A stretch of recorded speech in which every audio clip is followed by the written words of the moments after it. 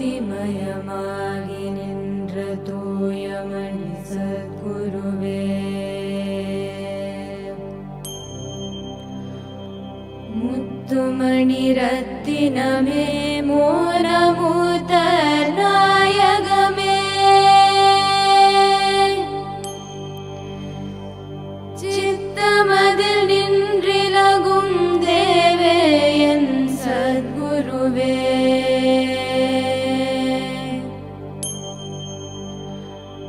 நல்லார்க்கும் பொல்லார்க்கும் நடு நின்ற ஞானிகட்கும் வல்லார்க்கும் வரமளித்த வாழ்வே என் சத்குருவே, கண்ணே கருத்தே கருத்திலுறும் நற்கணியே, விண்ணே ஒளி நின்ற விழிலே என் சத்குருவே,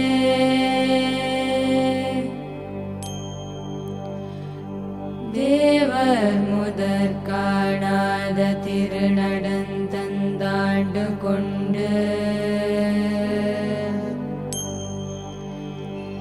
தேவாமிர்தம் நீந்த சின்மயமாம் சத்குருவே, அண்ட பிண்டமாகி நின்ற அமுத பசும் தேனே, கண்ட மனம் கோணாமல் கதி தருவாய் சத்குருவே,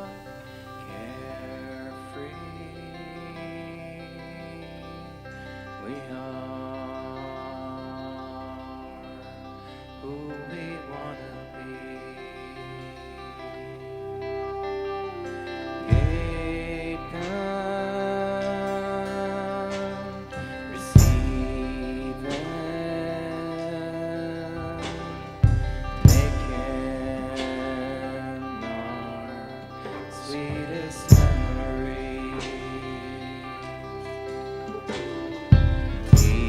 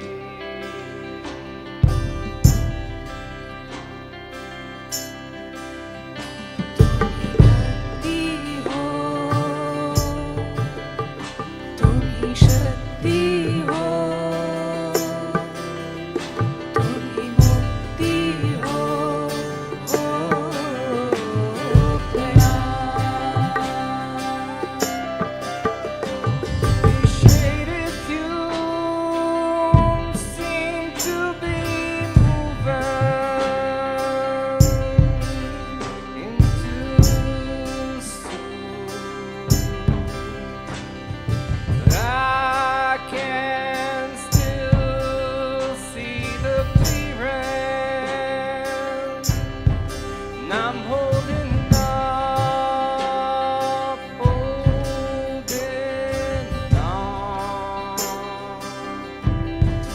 till the end.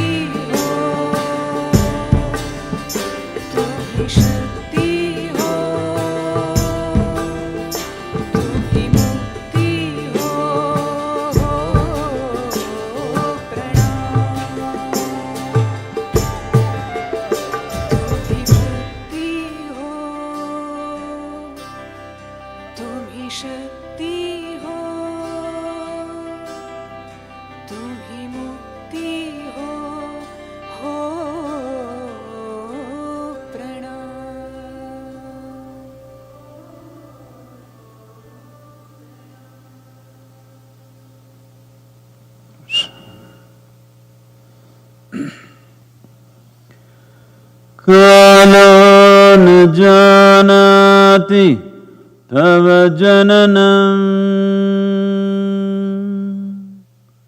कालो न जानाति तव समापनम् दृष्टो मया तव महाकारः योगेश्वर काल काल योगेश्वर काल काल.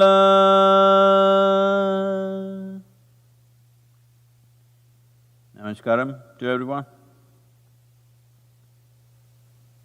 Guru Purnima.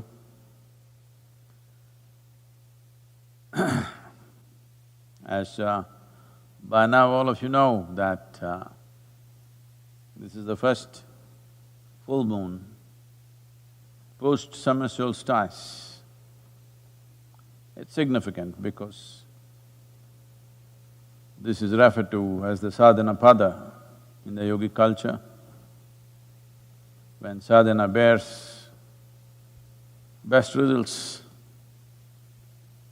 making use of planet's relationship with the sun, the shift to the southern run, these 6 months, which is known as Dakshinayana, Adi-yogi, Shiva himself, turned south on this day to acknowledge how significant is the role of sun in our lives. Everything that we know as life, from a microscopic organism to ants, insects, birds, animals, plant life and human beings, and the very planet itself. The essential energy is sun. It's on solar energy. We're all solar powered. The very warmth in our body is because of the sun. Having recognized this, to master one's destiny is always an aspiration in every human being. Even in other creatures, they would like to take charge of their life. Well, they don't have the faculties and the means to do it, but a human being has come with the necessary faculties and understanding and awareness to take one's own destiny into their hands. In taking destiny into your hands, which essentially means you go where you want to go, that means you fix the destination. If you want to fix the destination from wherever you are to faraway place, first thing is your vehicle should be gassed up, there must be enough fuel. There are many other aspects, but the most important thing is you have the necessary fuel. Just look at it in your life. This morning you woke up, if you're bursting with energy, you have many aspirations. Oh, little something, just a flu, oh, I'm not supposed to talk about it, this is the virus times, all flus, and every other ailment that human beings have been suffering with are all gone, or at least in nobody's focus. There's only virus. But even if you had a little temperature, a headache, or for some reason your energies are little low, this day obviously you're not thinking of doing great things. Because the most fundamental thing, to even have the thought process, to even have an aspiration, even to nurture an aspiration, first thing is you must be gassed up. There's no gas in your tank you're not planning to go anywhere. You are the kind who will enjoy the parking lot. So the first and foremost thing is to create substantial bursting energy in the system. In this context, a yogi following the sun's cycles is a very important part of yoga, because unless you have a bursting sense of energy within you, you will not plan a long journey. You will not chart the course of your destiny. It's all right, somehow if you survive. For most people, if they don't get into trouble, they think life is good enough. If you live in a parking lot in your car, generally you don't get into an accident. I'm telling you this, safe ways of living. Generally you don't get into an accident, it's pretty safe. Well, you may get robbed, that's always there, but at least you don't smash up your car. That can only happen if you drive, that can only happen if you're driving a lot. That is, you're making a long-distance journey. So does long-distance journey necessarily mean a disaster? No. Long-distance journey means you have an aspiration to craft your own destiny. Crafting your own destiny, though there are various aspects to it, the most fundamental thing is energy. There is substantial energy in the system. To take up anything in the world, also external work, first and foremost thing is you woke up like a burst of energy, otherwise you don't want to take up anything. And as your energies recede, you will become terribly self-centered. You have noticed this with yourself. On a certain day when you're bursting with energy, you can think of everybody's well-being. Another day when you're low, you are not interested whether others live or die. The only thing that concerns is this one. So, lack of energy or paucity of energy naturally breeds a horrible sense of self-centeredness. There's a whole world today talking about me, myself and mine all the time. Simply because when they wake up in the morning, they're not bursting out. Why they're not bursting out? Many reasons. One thing is, it's become fashionable to stay awake late into the night. Many of them have become nocturnal creatures. Another thing is, there is a excessive flow alcohol and other intoxicants flowing around. Once you touch these things, your energies when you wake up in the morning are very low. Once they are low, you are me, myself and mine, that's all. You cannot think of anybody's well-being, you will become more and more self-centered because your energies are low. This is the economics of energy. You don't have the energy to attend to everybody. If you just take care of this one, this is a primary life in your experience. If I just take care of this one, this is good enough. So then, this terrible man, the guru comes. You don't want to wake up in the morning, he gets you up 5 o'clock in the morning and makes you do all the unpleasant things, twisting, turning, bending, bone bending.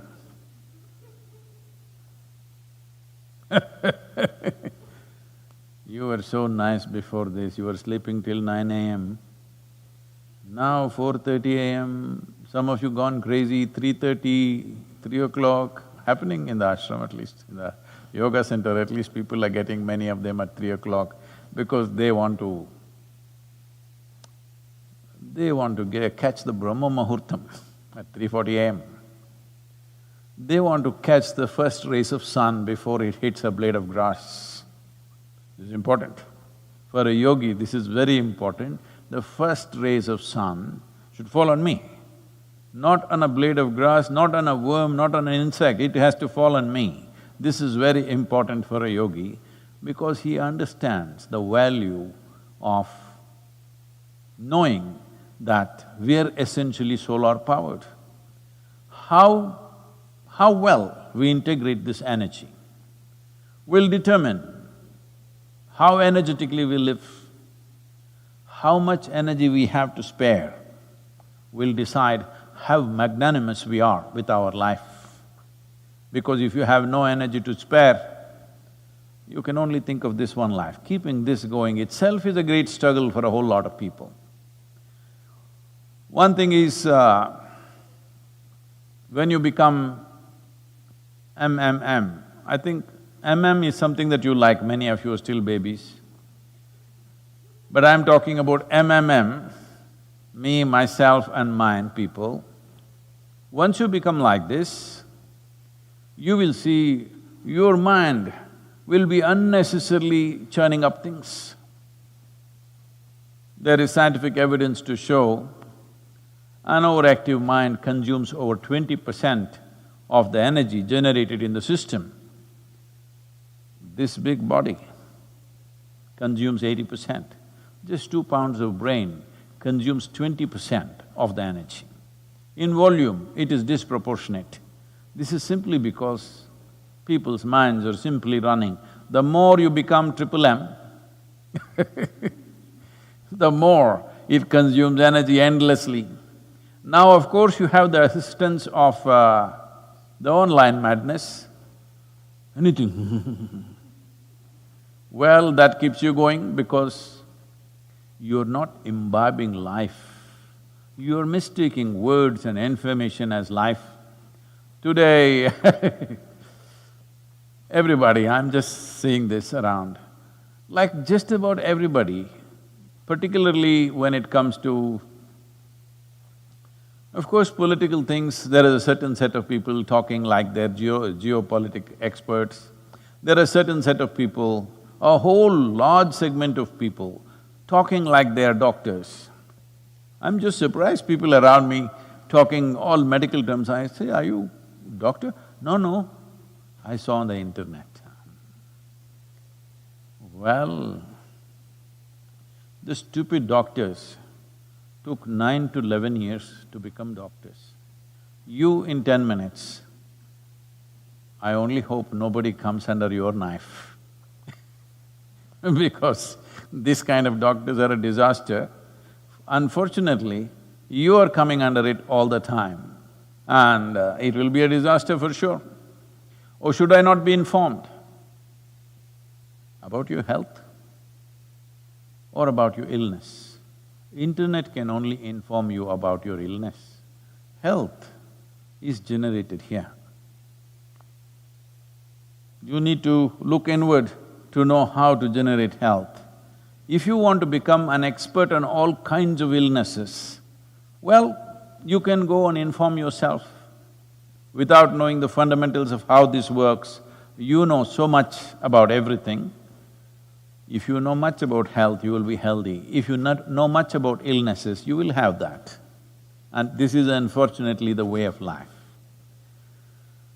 So, being solar powered, we want to absorb, organize and store as much energy as possible. So sadhana is there. The various tools, the various kriyas that you're performing, on one level, they're essentially about increasing or enhancing your battery capacity. That means you can go for charging less and less. Well, there are different types of phones. There are phones which are always doing ping, ping, ping for everything that's going by. Those phones need charging 3 times a day.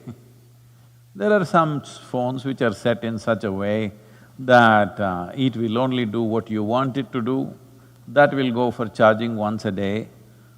There are other phones which are usually referred to as dumb phones, which only takes your calls and messages, that you can even do charging once in 2 or 3 days.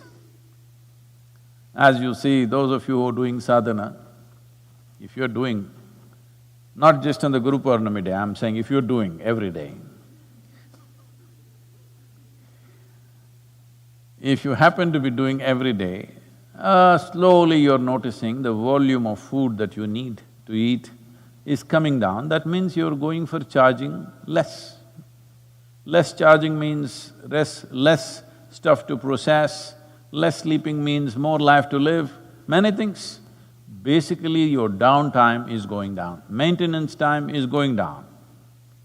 This is very important because only if you are charged to a certain level, all the other things will happen. Then the Guru comes. There are many ways to look at him. There are many ways to make use of him. Because you're in 20th century, let me speak your language. Because it is always about how to make use of everything. This is our idea of science. Our idea of science is how to use everything in the universe for our benefit. Well, we have even learned to use an invisible atom. We can break it, we can fuse it, we can make a bomb out of it, but we still do not know how to handle a virus. So, this is not to just mock science, it is the way we are approaching science. Because we are looking at science as utilitarian. We are not looking at science as an enhancement of our knowing. We are looking at how to use it, how to use it. Whatever you see, you want to use. We even have learned how to use an atom, microbial organisms, everything. Once you start looking at how to use life, then all that happens is you will get worn out.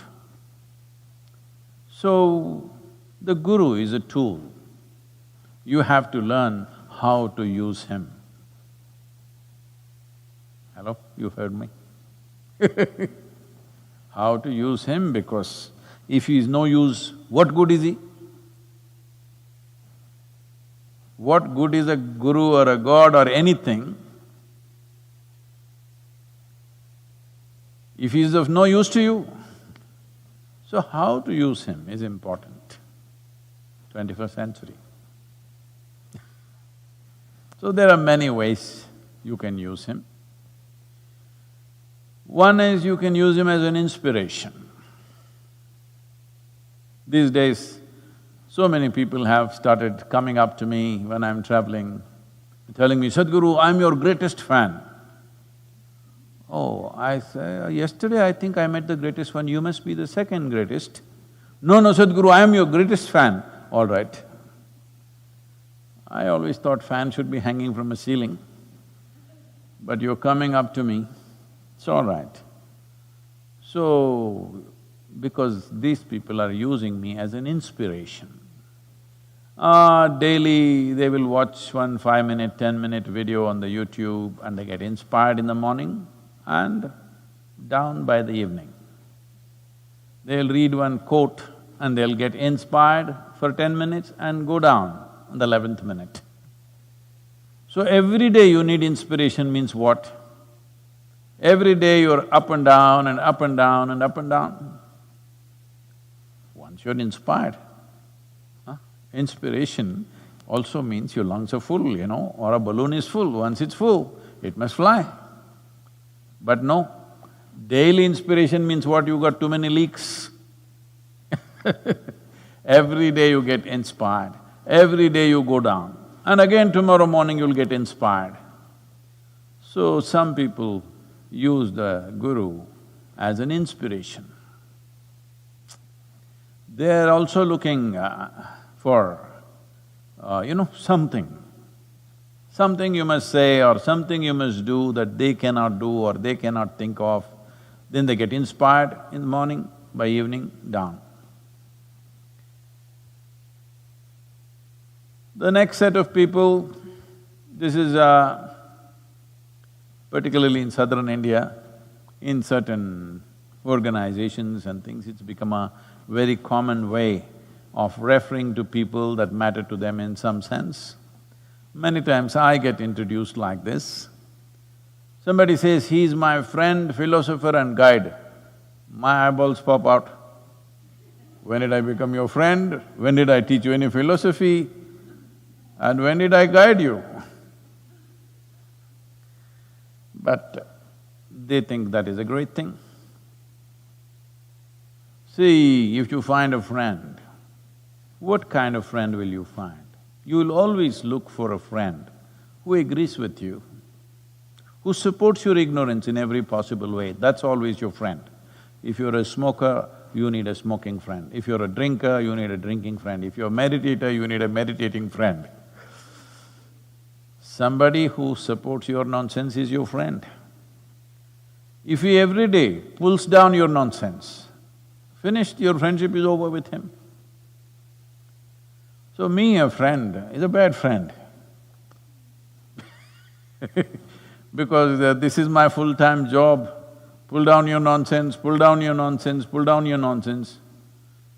Initially when you're willing, after some time even when you're not willing. Philosopher? Definitely not.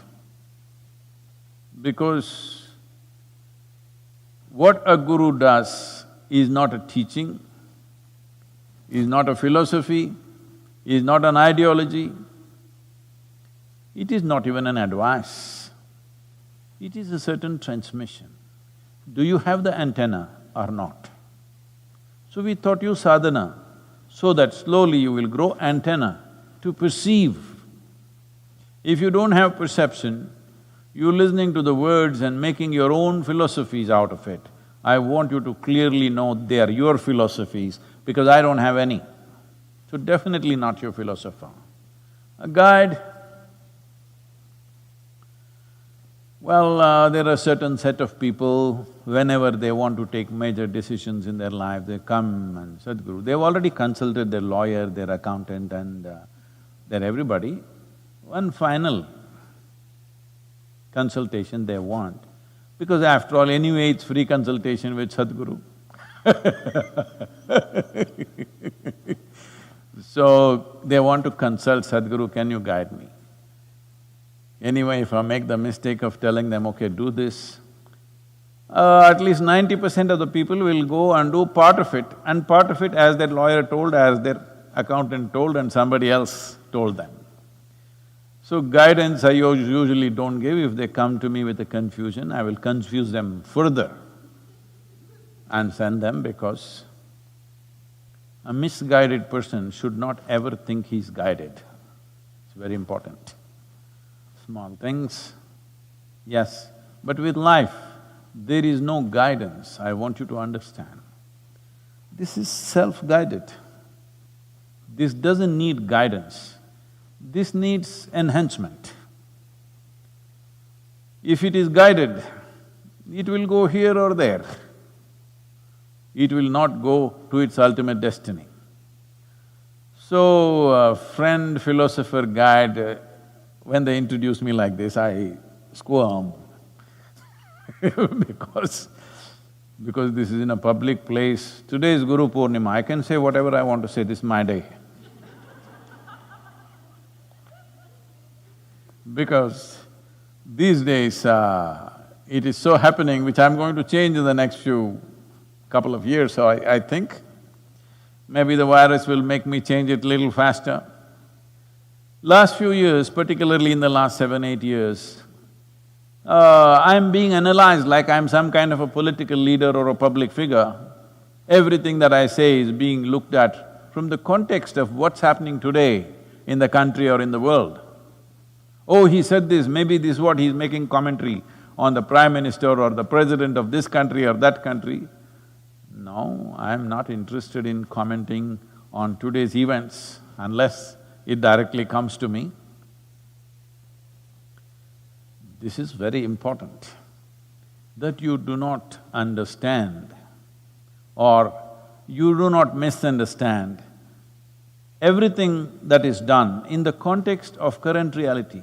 Those things, those situations will go.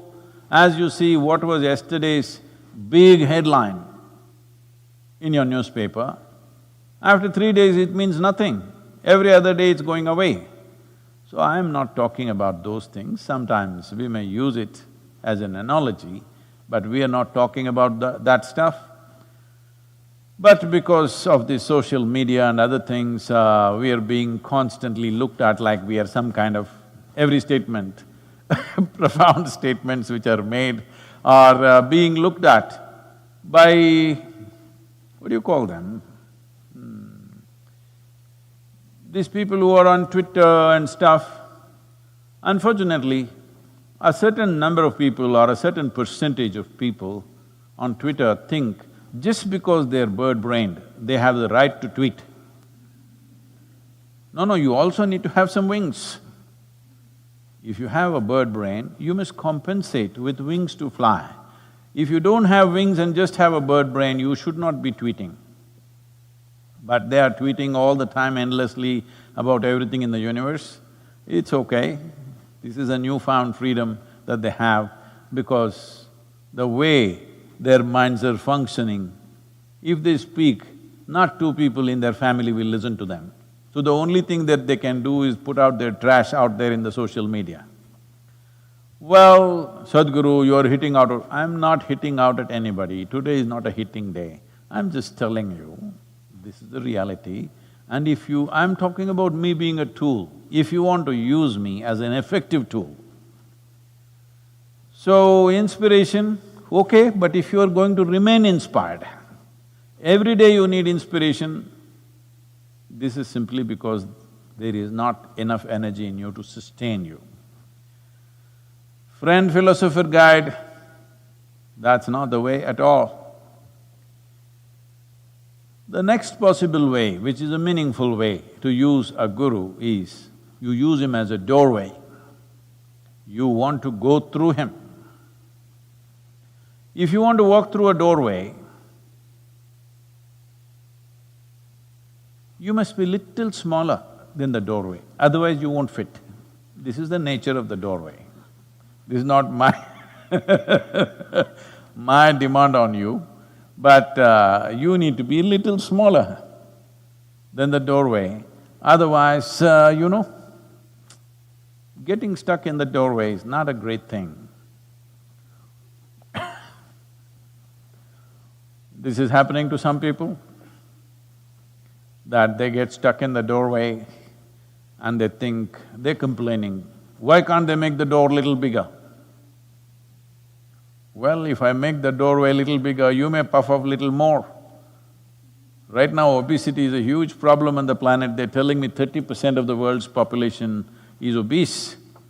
So, there is always a possibility that if we increase the size of the doorway, you will become bigger and still you won't fit. So you need to shrink a little bit. your sense of who I am has to come down. I've probably told you this in the past a few times, but let me tell you again. When I was a child, I was fascinated by all these animals in the zoo. It caught my attention in such a big way.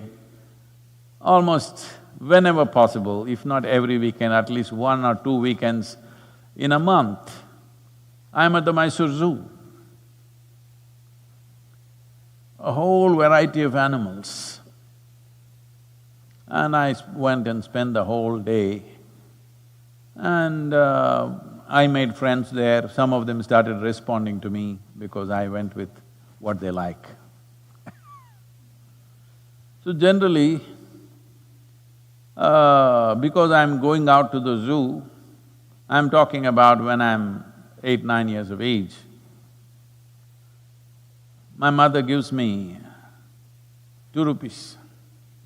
2 rupees is a luxury those days. So these 2 rupees, and she's also packed something for me to eat, so that's good enough for me. These 2 rupees I go and buy 3-4 kilograms of rotten fish. If you go deep into the fish market, you will get yesterday's fish. It smells, not fully gone, it's still good. Only its innards, its intestines and others going bad, most people won't eat it. Sometimes if you go to a nice restaurant, they may serve you that. Because I've seen some restaurant owners coming and buying this same fish that I bought for my pets in the zoo. So I went this bag of fish, I spent my 2 rupees here and just kept 10 paisa for return bus ride. So when you go to the zoo, they had put up a gate where if you want to go walking straight, you need to buy a ticket. Otherwise, little less than 3 feet, they had put up one bar. If you're willing to crawl and go, it's free. What's my problem? I crawled and went every time. Saved the entry fee for the zoo, but I had so many fish and I went and fed all these seals and various other animals and birds which love fish. And whenever I come, some of them started recognizing me. Even if I come after a month, the moment they see me, they will make very happy noises because I'm feeding them this fish. So, one who is willing to bend down and go, even a small doorway is good enough. One who wants to go puffed up, even 100-foot doorway is not good enough for him because he will puff up more. See, people… I was with certain people at one time, they were around me for a few months. And this lady was crying bitterly one day, and her husband desperately trying to console her and all that stuff. Then I saw and then I asked, what's the matter? No, she's missing some things. I said, what is she missing? You are here, she is here. Sun has come up. What's there to miss? It seems she was working in a corporate house for about 3 or 4 years, where in this particular corporate house, because she held some finance position there, always somebody opened her car door and closed it for her, every door was opened for her. Now she's lost that job and nobody opening doors for her, so she's taking it out on the husband, that he has to open doors. This is after more than 2 years of after having lost the job, she's still missing that nobody opens the doors. Then I said, ask her to commit some crime and go to the prison. They always open doors for you and they close it for you. No, Sadhguru, she's very delicate on these things, no. I said, bring her here, let me…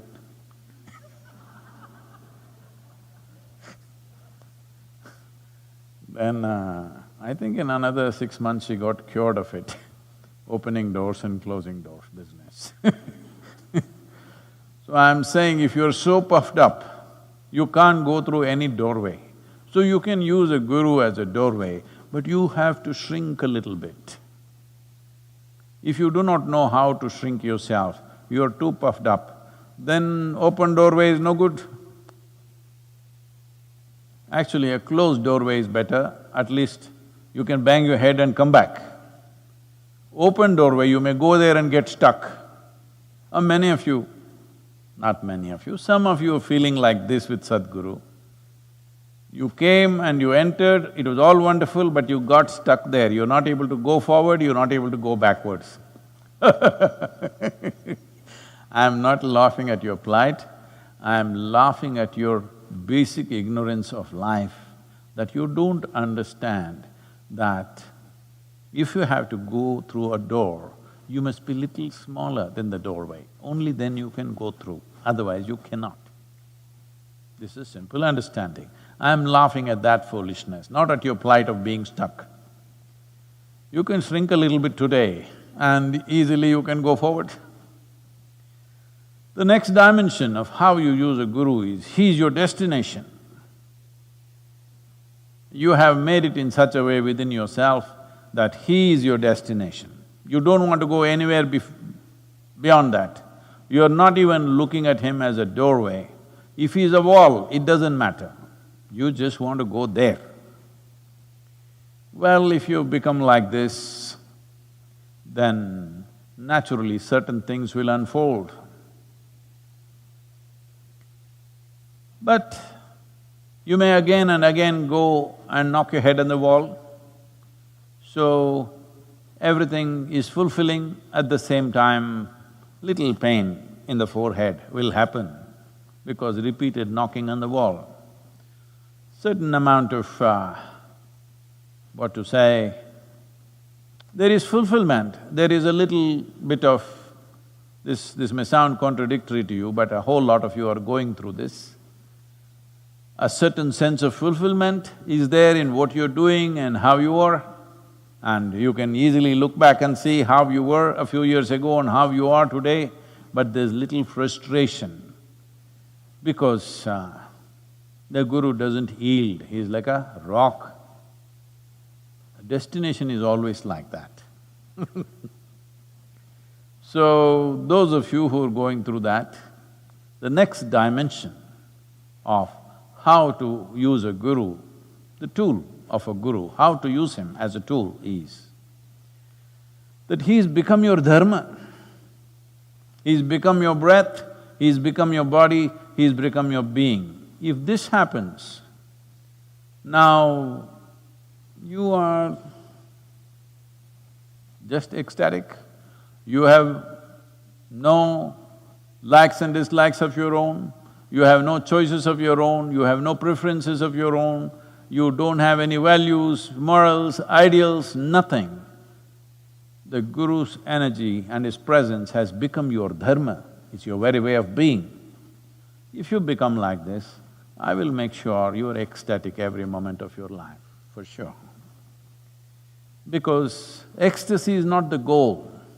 If you're ecstatic, it's just that you don't care where the hell you go. If you're really ecstatic, you don't mind going and living in hell. What's the problem?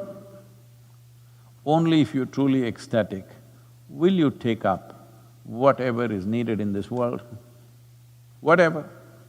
It doesn't matter, it's easy, it is difficult, it's possible, it's not possible, nothing matters, because anyway you are wonderful. What you do is just according to the needs. Because there is a certain amount of time for this life, there is a certain amount of software that it needs to work out, there is a karmic bundle which needs to dissolve, we will live doing something. What should we do? When nothing matters, when I'm ecstatic, what to do? What is needed? If if rivers are becoming meager, we will talk rivers. If virus is all over the place, we will talk virus. Whatever is needed, we will simply do because anyway we have bursting energy and we are ecstatic, so what the hell? Whatever, doesn't matter, there is no choice of action. So I see that there are many people, fortunately now, you can put them into any kind of activity. Today they're managing something, tomorrow we'll say, you work in the kitchen, day after tomorrow clean the toilet. They're perfectly fine because nothing matters. This is important, that what you do, where you are, what you eat, how you are, doesn't matter to you simply because this is a test whether you're blissful or not. If you're blissful, if you're really blissed out, then what does it matter what you do and what you do not do? If you close your eyes also, it's wonderful. If you're super active also, it's wonderful. This freedom, once you have, then there is no worry about anything. You don't have to worry about your mukti. You don't have to worry what is the ultimate nature of life. You don't have to understand a damn thing. I'm telling you.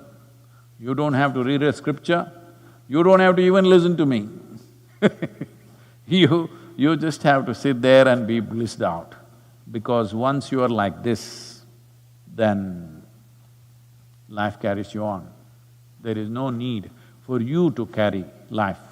I am seeing many of you, the moment you are given an important responsibility, then you start having that look on your face like you're the spinner of the planet. You start thinking you're the one who is spinning it and you're afraid it may go off fast or it may go slow.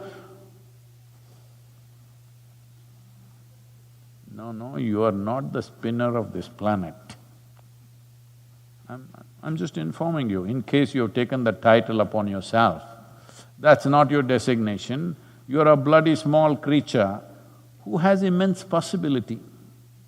And possibilities will become realities only if you explore them. Otherwise, possibilities are just empty words. Possibilities are just empty nonsense if you do not explore the possibility.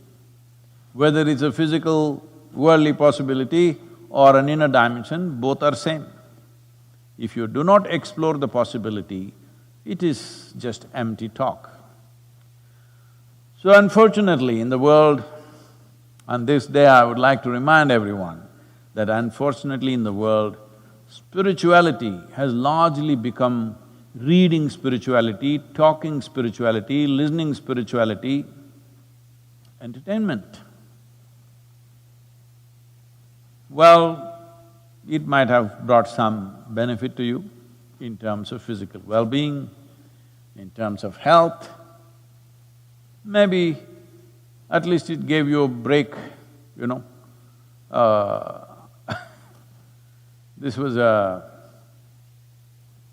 There was a time when we conducted a 21-day meditation camps in a remote place near Mysore. That time the arrangements are not like how they are today, either here at III or an Isha Yoga center in India.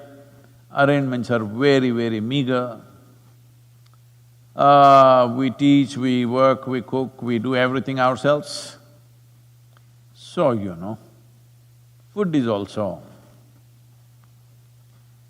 One day we keep the rice for cooking and the class time extends itself and it gets overcooked. Another day it's undercooked, another day it's like this. Every day food was of different varieties. The only thing we knew how to cook was sambar and rice. We didn't know how to cook anything else. Now my sambar has become of epic proportions, okay, because of those years of practice. So the same sambar, we made it taste different every day. The same rice, we gave it in different consistencies every day, so that people don't feel bored eating the same stuff. Those were the days. So, because of this, 21 days, everybody, it's a small group of people, maybe around 40-45 people, in a very remote place where you have to carry your water almost half a kilometer for everything that you have to use. There's only one tap outside. From there you have to carry water, everything. And then I saw one young woman, like in her late 20s, who was not interested in anything. She cannot even close her eyes and sit for 2 minutes. Then I one day called her and asked her, you're here, why are you here first of all? This must be torture for you because you're not interested in anything that's happening here. And she told me crying, the only reason why she's here is she wants to be away from her mother-in-law. I don't know how many of you have escaped in-laws, outlaws, whatever else you have in your life. So, she was bitterly crying and saying it is so torturous at home, she is willing to do any work here. So, we do not know why different people take to spiritual process, but you must understand spiritual process is not an escape, it is a transcendence. Well, it'll liberate you and free you from many things, but not if you approach it as a means to escape. When I say your guru has become your dharma, that means he has become everything. The way you breathe, your breath is decided by him, your body, the way your blood flows is decided by him. If you imbibe this energy, you will become like this, and then you're naturally ecstatic. Once you're ecstatic, whether you live for 5 minutes, 5 years or 100 years, doesn't matter because it all feels the same way. And what activity you're doing, where you are, what you're eating, doesn't matter simply because you're completely blissed out. This is important because this is what freedom means. You become free not because you think I'm free. You become free because your experience is independent of what's happening around you. Your experience is independent of the comfort or discomfort of your body. Your experience is completely independent of what thoughts and emotions are passing through in your mind. Once your experience of life becomes independent of all these things, this is a living mukti. Once you live like this, you don't worry about where are you going. It doesn't matter because inevitably a life which has blossomed will naturally go to the right place, there is no other way. But Sadhguru, I would like to become like that, but I have some doubt.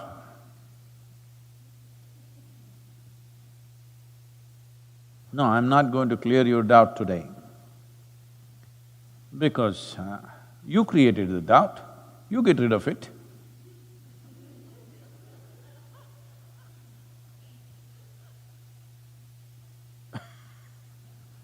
This happened.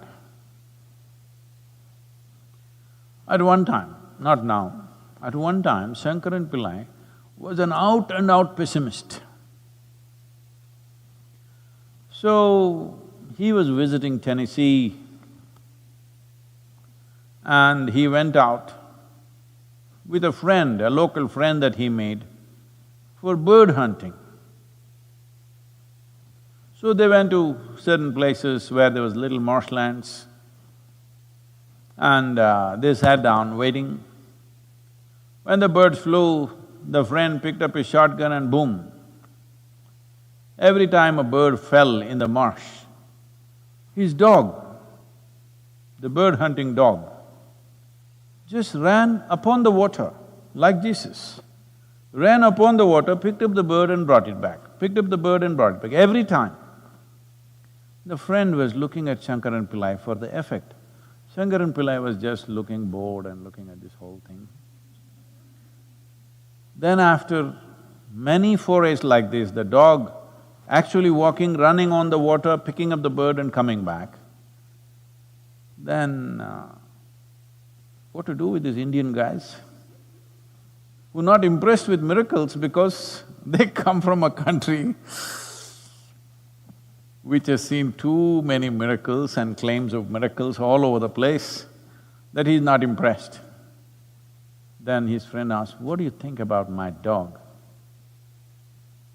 Shankaran Pillai said, "The damn thing cannot even swim."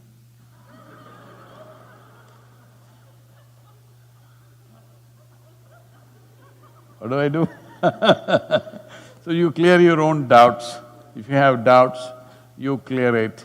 It's been long enough, I've been around. If you have doubts, you work it. If you have questions, not doubtful questions, questions to enhance something, please, let's go to the questions. Namaskaram, Sadhguru. This is the day Adi Yogi became the Adi Guru, but before him, was there no way for seekers to access the dimension of Guru? Well, we have spoken sometimes before, but anyway, now that you asked the question, this will again inflame the social media.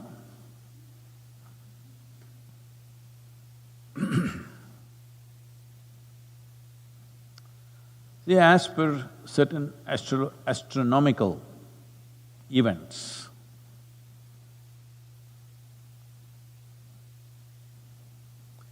and also certain geological events in terms of how they describe the geography, and in terms of certain major geological events that happened when a certain mountain blew its volcanic top. If by looking at these things, for example, there are Vedas, the Rig Veda, of the 4 books, people should not misunderstand, because when I say a book, people understand that an entire religion is packed in a book. No, in the East it's not like that. Because there is no belief system, it is not packed in a book. Vedas were essentially the only library that they had at the time. So everything that they knew, they wrote it down. Vedas talk about how to build a very efficient bullock cart, how to raise a particular crop, how to manage water in the village, and also talks about how to realize oneself. Essentially, it was a one-book library. All the knowledge they had, they packed it into one book.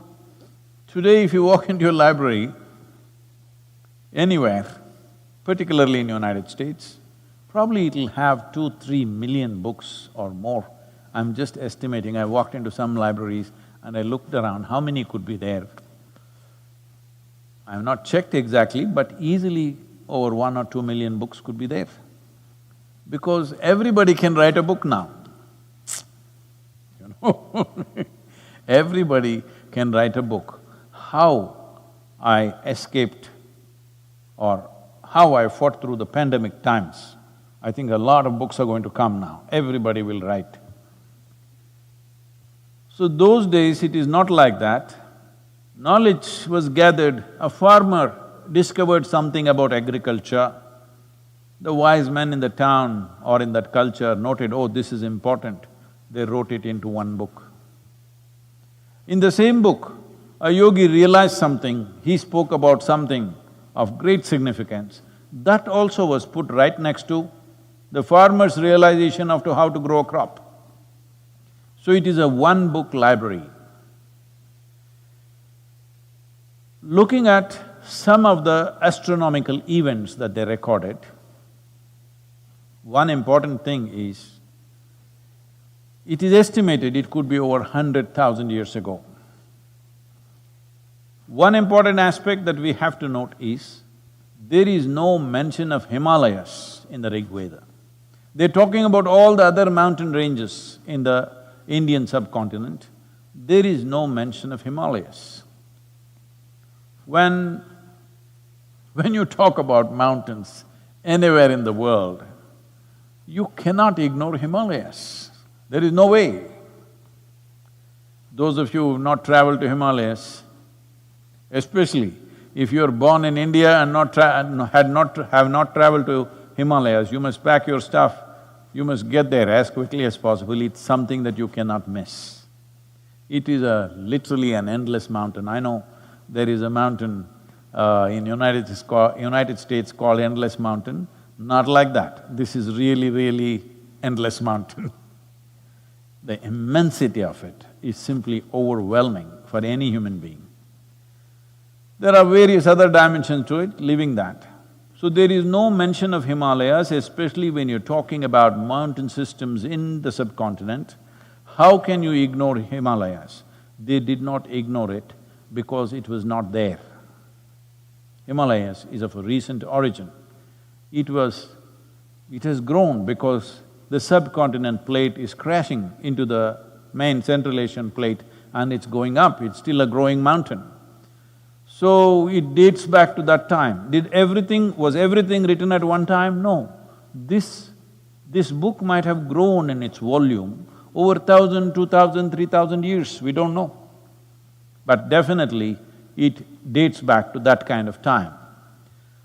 So we started talking about 15,000 years, not because that is the date, because we have some iconographic proof that 12,000 years ago, there was an image of Adiyogi on the coins that they made. Based on this, we are saying around 15,000.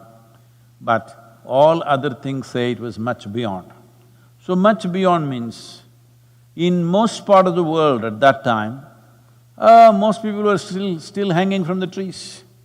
There was no need for any spiritual teaching or methodology because literally everybody across the planet was fighting for their survival. They did not think of anything more than how to survive this day. But fortunately, as Himalayas grew and the land got protected by the mountains, no invaders, no rampaging hordes came from anywhere else. As this happened, those 5, 6, 7,000 years of peaceful existence happened. That is when the seekers came, because now they had a stable life, they had mastered agriculture to some extent. Because of that, they started living in one place, food was stored up and kept, every day you didn't have to go hunting. Now, human mind started looking what more. That's when the seeking happened. So the question of before Adiyogi, was there no possibility? Maybe there was, but definitely there was no organized approach to it. What Adiyogi gave is not that we do not know, that he is the first one to realize. Maybe others realized but had no means to express it, no knowledge to express it, no, a profound sense of understanding to put it out as a science. So Adiyogi opened up this possibility that every human being can enhance himself or herself if they are willing to strive. This is the most important aspect of his life. For the first time, a clear statement that you are not a fixed life. You are not a fixed life like other creatures on this planet. All other creatures are fixed between two lines, that's all their life is. The possibility of what they can be is fixed. Adiyogi came and opened this doorway to a larger world that you are not a fixed life. If you are willing to strive, there are possibilities beyond what you consider as natural limitations of life. So this possibility of evolution, conscious evolution, is the significant contribution of Adiyogi. And it is not just a statement, there is an entire method. Not one method, 112 methods for every kind of human being. Looking at the human mechanism in its entirety and exploring all possibilities of it. Does it mean to say no individual could have not realized before him?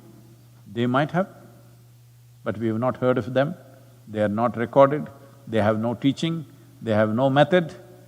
That's been passed on. So, because they were not…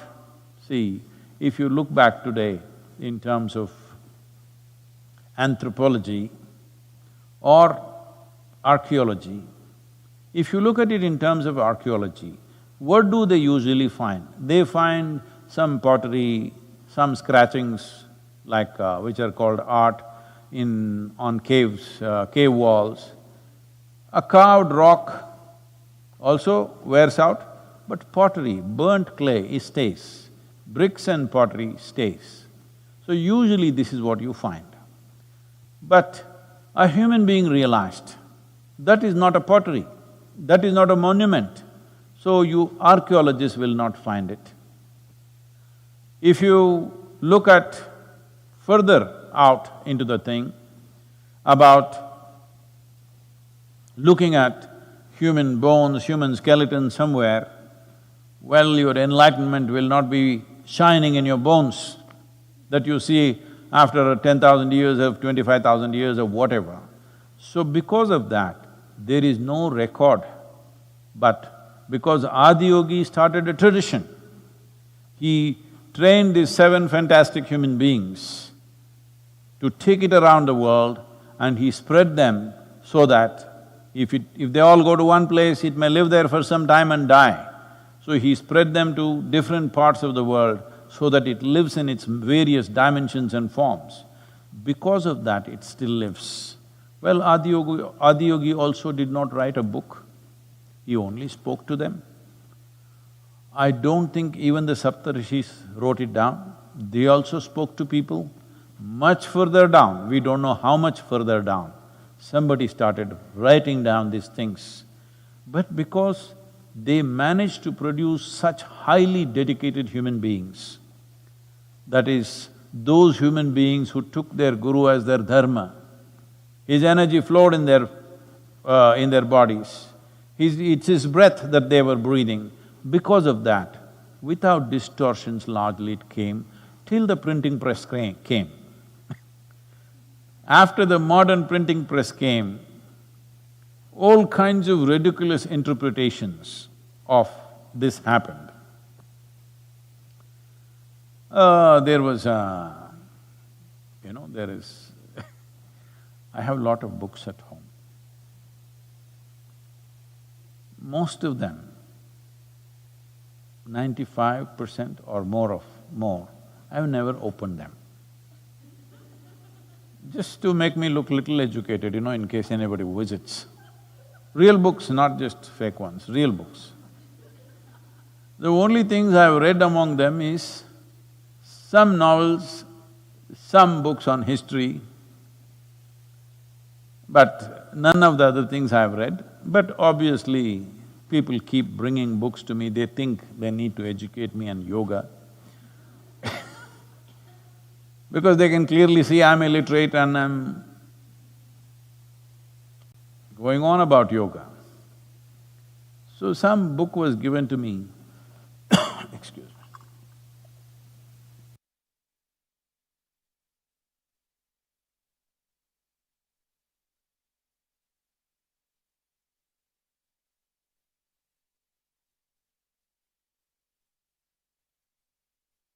On art paper with lots of diagrams, but it's printed on art paper with lots of diagrams, pictures and everything. So yesterday, for some reason, I was near the bookshelf and I saw Yoga Sutras. This problem came because, our new book is titled as Karma Sutras. The publishers are having a problem because they think people will read it as Kama Sutras.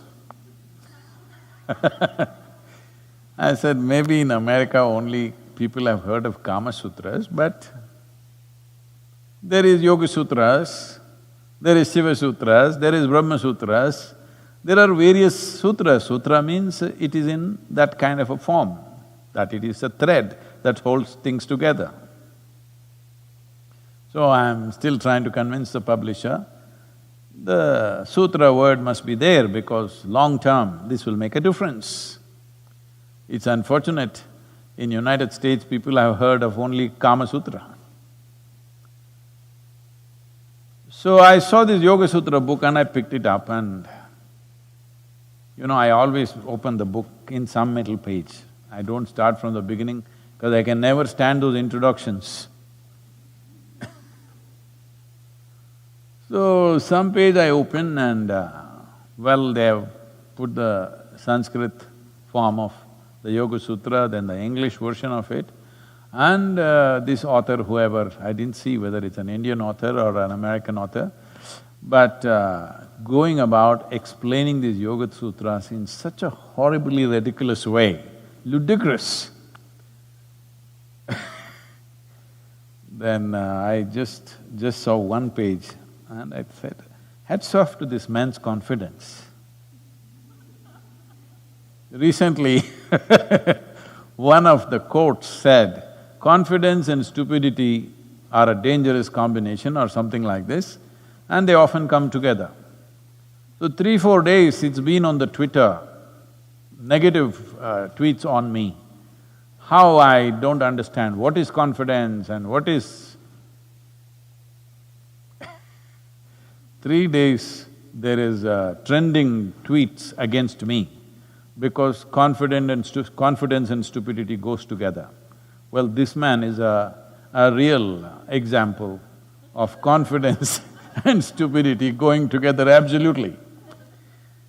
He read the English words, whoever translated it, he read those English words and he thought he got the Yoga Sutras. Maybe never even closed his eyes for 2 minutes in his life, but he got the Yoga Sutras.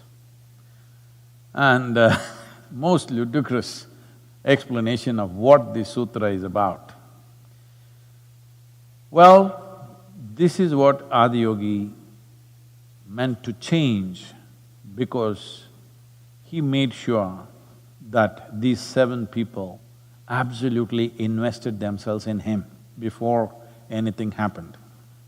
This is a little difficult in 21st century, but fortunately, in many ways, we're doing even better than Adiyogi because we have more than 7 people.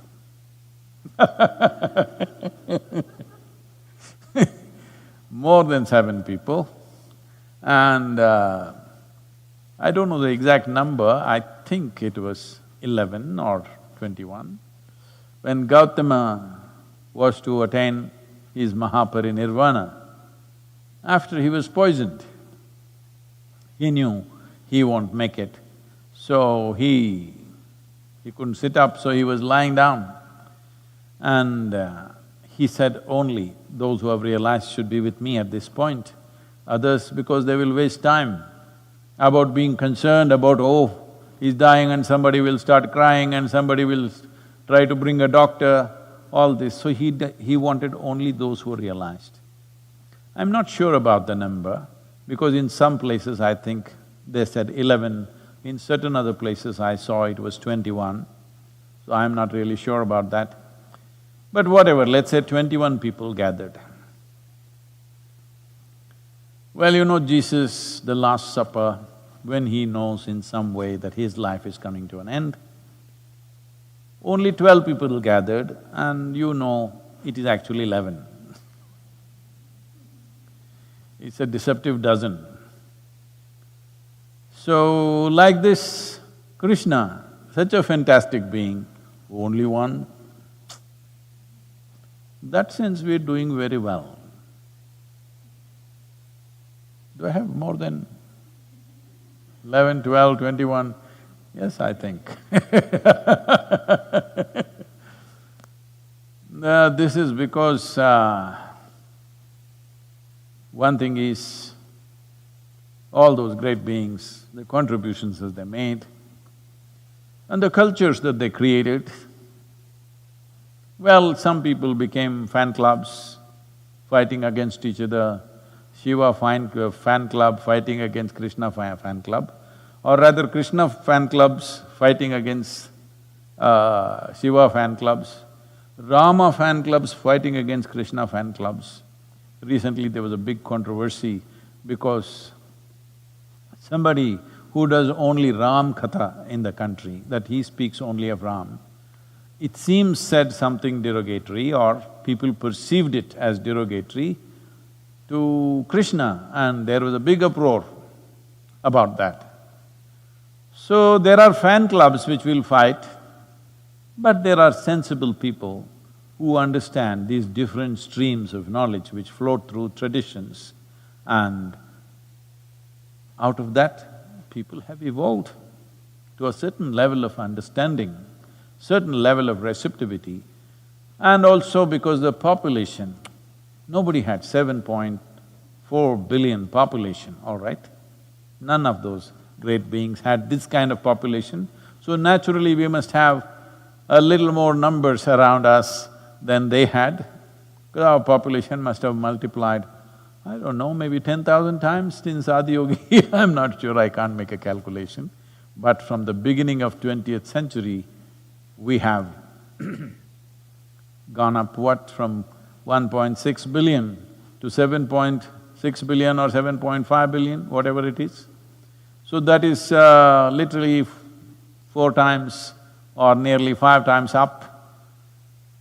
So you can imagine 15,000 years ago what was human population and what it is today.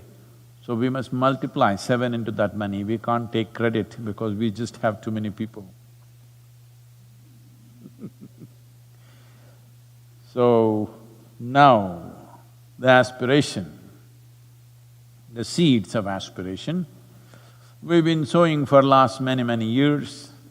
Fortunately, we also have tools of communication that nobody ever had in the history of humanity, that we can communicate to the whole world. Right now, it's estimated that we have touched over 1 billion people, at least 1 billion people have watched more than 2 or 3 videos. This will multiply into 2 to 3 billion in the next 1 or 2 years' time. So this advantage nobody else had. So we cannot gloat about the numbers, we need to have many-fold more who will make their guru, their dharma, that is, their very breath and body breathes the guru. Then it's very easy, life becomes very easy. I don't have to work hard, you know.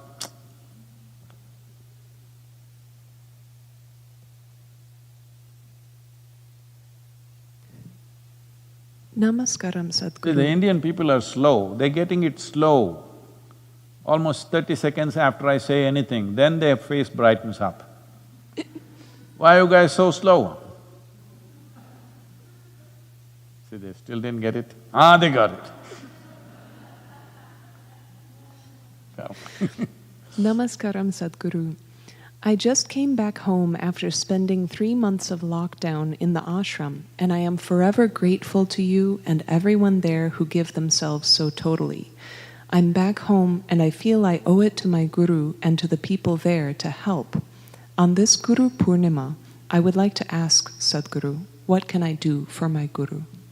Is this Adiyogi asking the question? Is it Adiyogi asking the question? What can you do for your guru?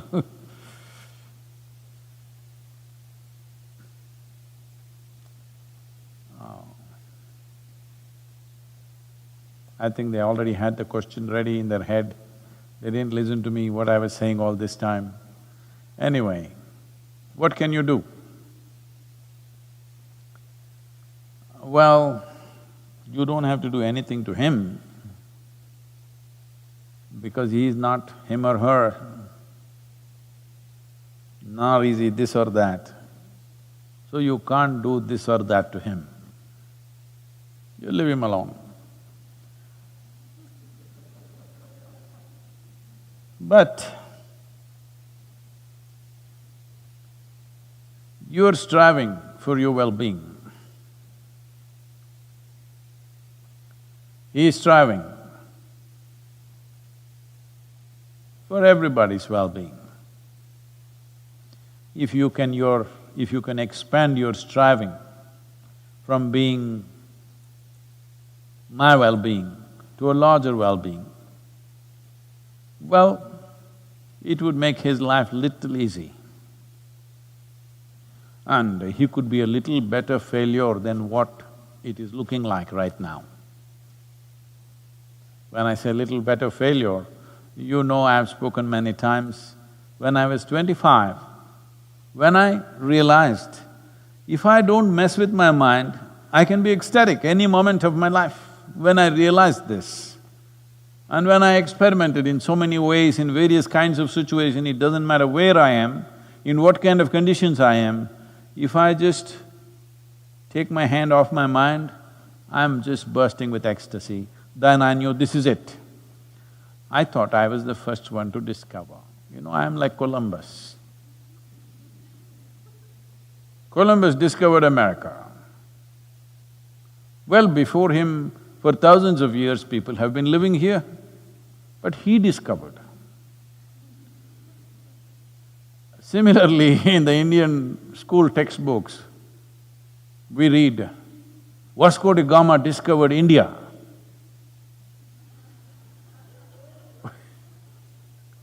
This Portuguese guy came and discovered India.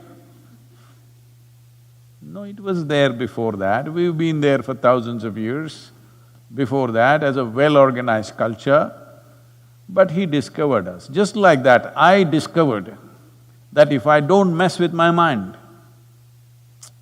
I'm ecstatic.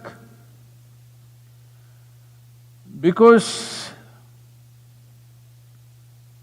right from my very early age,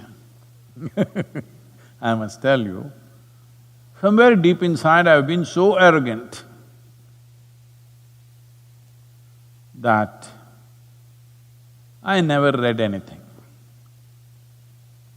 I thought, or I didn't even think, because life engaged me. From a very early age, plants, animals, tadpoles, frogs, fishes, insects engage me so deeply, and of course, say, cobras, they engage me so deeply that I never thought it's necessary to open a book and read it. So definitely I did not read the Yoga Sutras. Though I was practicing yoga, intensely practicing yoga, but never bothered to read Yoga Sutras.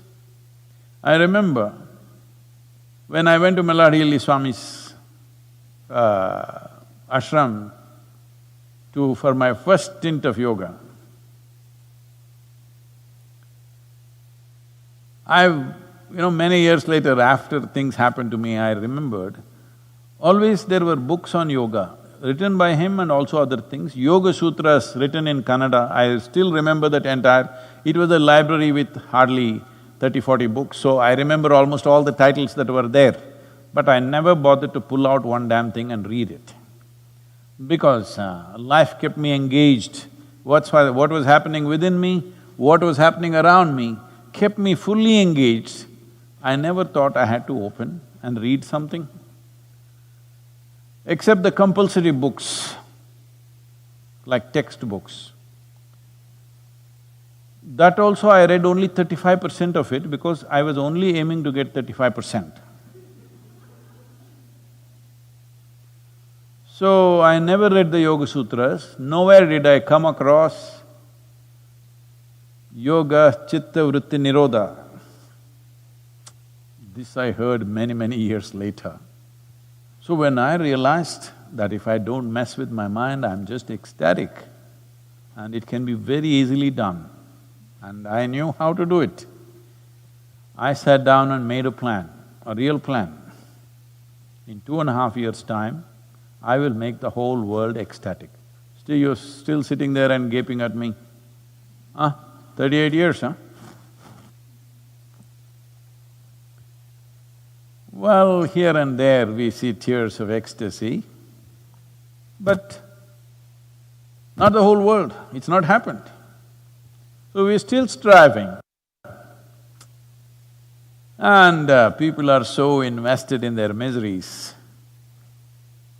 I never imagined that people would be so invested in their miseries. Things that cause enormous distress to them, they're so invested, they will not leave it, no matter what. I did not realize this when I was 25. I thought, if you give a better option, everybody will jump. But no, They won't leave the familiar because they are so horribly invested in their insecurities and miseries. So, having said that, but as I said, we are not doing very badly. We are definitely going to fail in my lifetime. I don't feel that way, but you can see, it's in the evening. This is not the morning of my life, towards the evening. Not at sunset, there is still a lot more. You know, before sunset there are a lot of colors, all right? It's the grandest time for the sun in terms of scenery. So still there is a lot of scenery, but in terms of time, energy and the size of the population, we know we will die of failure. If you can increase my percentage, if you can be a part of increasing this percentage, in whichever way possible, constantly on it. Not one day when you come visit the yoga center, you are constantly on it according to your capacity. I am not asking you to do the same things that somebody else is doing or I am doing, to your capacity, if this matters to you. Now you said, these 3 months lockdown, I really enjoyed Isha Yoga Center. In many ways, Isha Yoga Center in India and also here many people did not walk in before the lockdown, but there over 3,000 people, and the amount of work we are doing in the villages with not a single infection, everybody absolutely safe, a large premises where people can move around, all protocols followed, sadhana happening wonderfully. Weather cooperated. Monsoon, pre-monsoon rains came early and eased the summer off pretty easy. With all this, last 3 months have been wonderful. I must tell you this. In the last 40 years or more, probably, in the last 45 years, I've never stayed home for more than 12 to 15 days ever. The first time I stayed home, slept on the same bed for over 85 days. It's been very good. Been eating good food, sleeping well, no travel. Well, it's been good for you, I'm glad, but you need to understand this. This goodness that you experience, for this, there are so many people out there, hundreds of them, who are incessantly working just for this one thing, that it must happen to more people than what is there right now. So if you want to do something for me, this is what you should do. How do I do? You tell me, what is your capability? If you have time, we will tell you what you can do. If you have some other talent or capability, we will tell you what you can do. If you have money, we will tell you what you can do. That's the easiest thing. Because all these things are needed. We need a striving from a significant population so that we will be better failures than right now the trajectory is. And we are going to make sure that in the next few years, we will definitely hit a higher trajectory. And if you want to be a part of it, if you want to put your energies into it, whatever you have, you can put it as a part of this. Many things are going on right now. One thing is, the online inner engineering program is being offered at a discounted price for everybody and free for all the medical personnel. I'm glad to see that nearly 85,000 medical personnel have made use of it till now in the last 3 years. It's fantastic. I hope it's keeping them up. Many of them are sharing what a difference it's made in these hard times for them, because it's been a very trying situation. This is also available for police officers. Over, I think nearly about 170 police officers have died in India of COVID because they were the main enforcers of lockdowns. Probably nowhere else in the world lockdown was enforced so rigidly as India did. So numbers speaks for that in many ways, for the concentration of population there is. And the medical staff is being stretched to the limits. Many of them have not gone home for a month or two, they are staying in hotel rooms and serving in the hospitals because they're afraid their families will get it. A lady doctor in Delhi was sharing this, unfortunately, that her husband had diabetes, so they made sure he never steps out of the house, he was kept safe at home. But she was serving in the hospital, and a few days she came home to repack her clothes and stuff like that, you know. You have to wash your clothes, you have to do things, there is chores to do. So she came home a few times and he died. She was sharing on the video, it was most heartrending, that she said, it's me who did this to him. He did not even step out of the house, but I brought it home. So these kind of things are happening to people. So, we are offering all this. If you have to offer something free, you must understand all of us have to work extra to keep the free thing going. A whole lot of people thinks it just falls out of the sky, that's not how it is. So as a part of this, now they've started this movement called Sangamitra. More details can be had on the website. This is about… many people have always told me, Sadhguru, how can we contribute? But till now, as a rule, I've never openly asked for money. Only when this virus situation struck and I saw people were beginning to starve around us, I said, please, we need money. And fortunately, people responded. We are able to cook for 13 to 15,000 people every day. Still it's going on for last 3 months. And our boys are out there in the villages serving every one of them. This may not be understood in many parts of the world what it means, but in India, the daily wagers, if they don't go to work for a week or 2 weeks, they've run out, their economy is over. The only way is to starve. I could not believe in rural India that this was beginning to happen. We thought this would be an urban phenomena, but in rural India when it started happening, we reached out and many people have been contributing. Now, there are various aspects to this. We don't want to take up too many social causes, but of course Kaveri calling is there. In spite of the pandemic, the work on the ground has been happening as it should happen. Over 11 million saplings are going to be planted now in the monsoon time in farmlands. This is not in some barren land, this is in farmlands planted by the farmer, so you can expect 90 to 100% survival rate because it is being grown as a crop, not as a forest.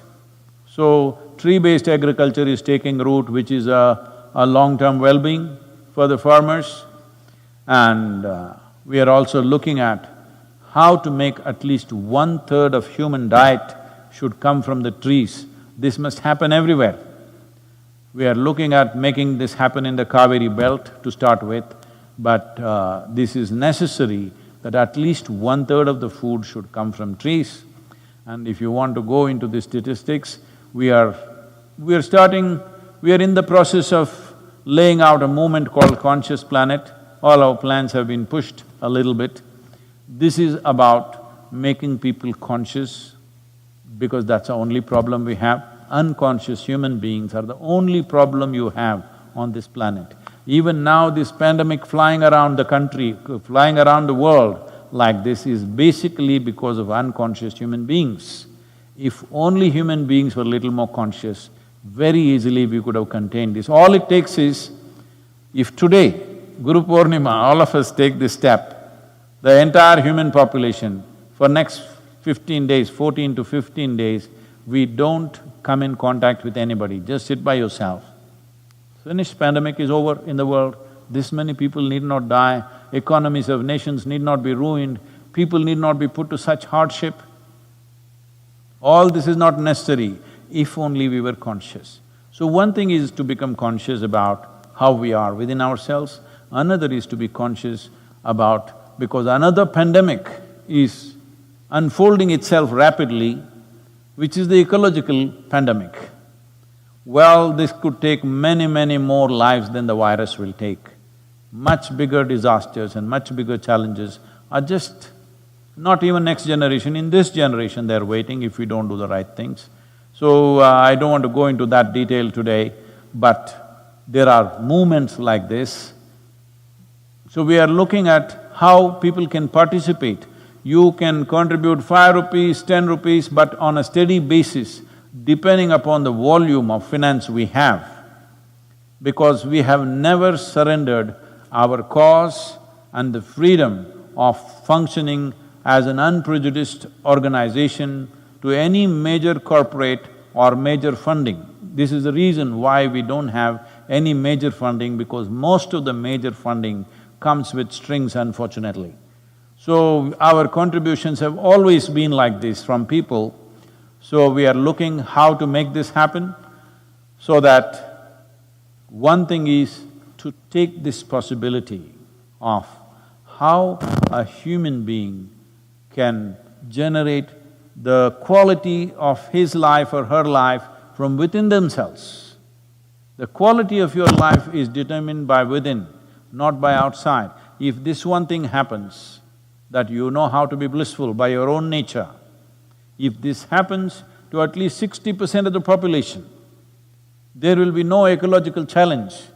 You must understand, ecological challenge is a consequence of human beings in search of well-being, ripping the planet apart. If well-being is guaranteed, human beings will naturally function in a much, much more conscious way. As a part of this, you can be a part of the Sangha which is striving. You don't have to do anything for me. See, people are taking care of food. Last 2-3 lifetimes, food was always a problem. We were starved out. This life I'm well fed. My needs are small, but I'm well fed. So you don't have to do anything to me. Rest of it is just paraphernalia. With or without it, we can live. We have no issues about that. So you don't bother about doing anything to me. One thing is, your first commitment is, you're striving to become a blissful being. That's your first striving. Your second striving is how to support this striving that I have, to see that everybody becomes blissful. In this process, in which way you can participate, please participate. I will… the Sangamitra is there, you can contact and see how, in how many different ways you can participate and make this happen. Let's make this happen. This is our life, this is our time on the planet. What wonderful things we do is left to us, or what we don't do is also left to us, and what horrible things we do to each other is also left to us.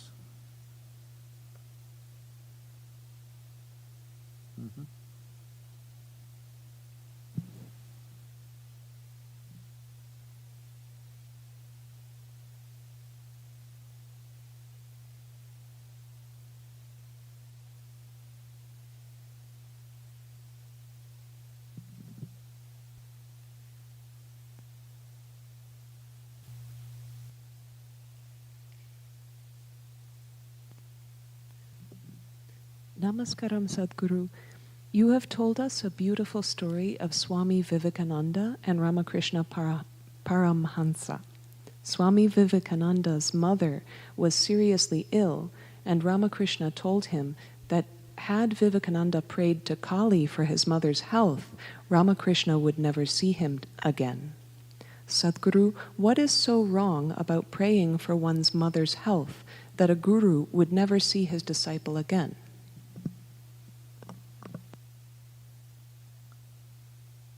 Now you're exposing how horrible the gurus are.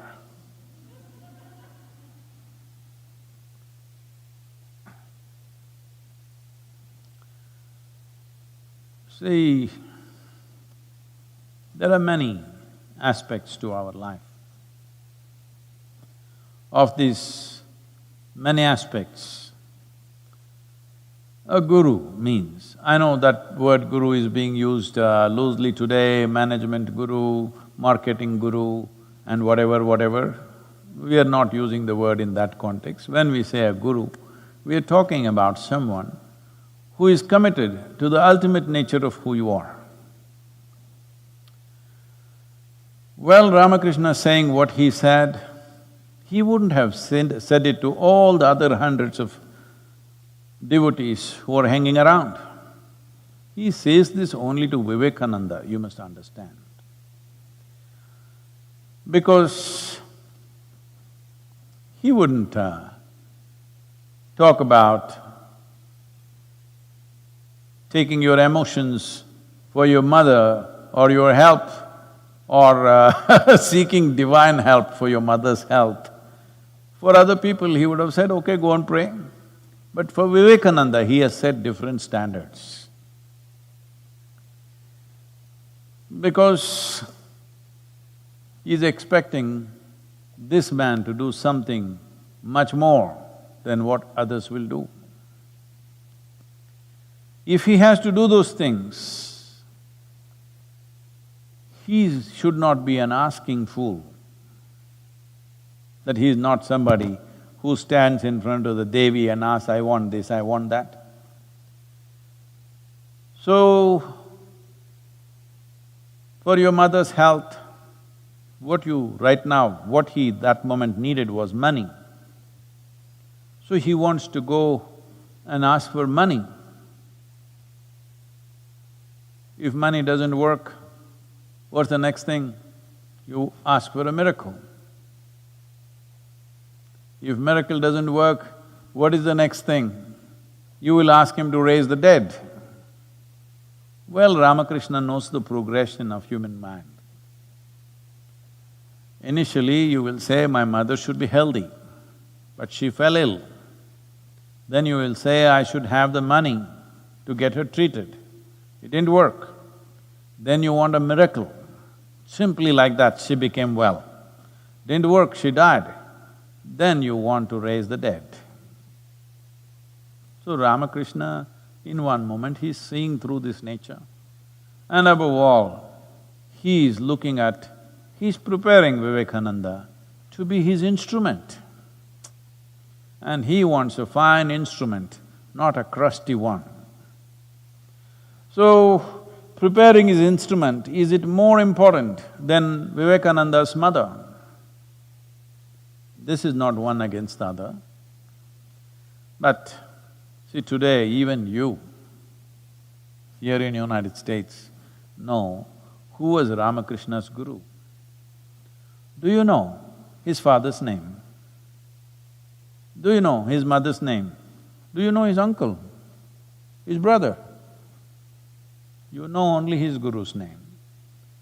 Because for Vivekananda, Ramakrishna has become his dharma. He breathes him. But now, social pressure, he is falling back. Should the guru allow him to fall him back or push him forward? This is the question you're asking. Well, if I was Vivekananda, I want to be pushed forward, not fall back upon my emotions. And anyway, if money could save her life, I'm sure Ramakrishna would have provided something. But you're seeking divine help?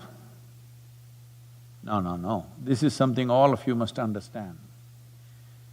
This has happened a few times around me also, that you initiate somebody into a powerful process, next thing is they want to help their mother or their uncle or their close cousin. They want to make him pass examination because the fool has not studied properly. Or they want him to get a lottery. Or they want him to get miraculously sit up in the bed where he is dying. The moment they do that, they will shatter everything within themselves. If, I'm saying, this is a conjecture, if Vivekananda had prayed for what he thought he wanted, well, he would have become a psychological wreck. Absolutely. So it's Guru's business to see that that doesn't happen. But 21st century, very hard to make them listen. Vivekananda, 20th century. 19th century only there was so much trouble. You can imagine my troubles.